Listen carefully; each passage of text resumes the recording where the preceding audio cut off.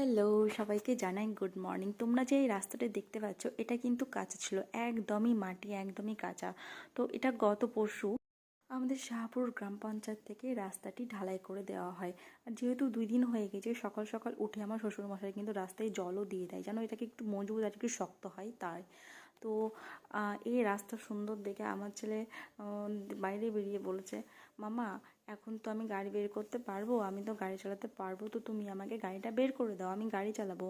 আমি ওকে বলেছি যে না বাবা, এখন না, পরে।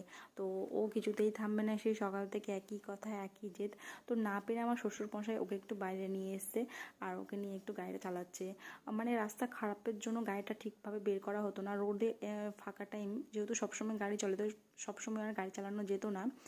ফাঁকা টাইম মানে খুব সকাল সকাল হোক বা একটু বিকেলের দিকে ওকে নিয়ে ওই রোডেই চালাতো।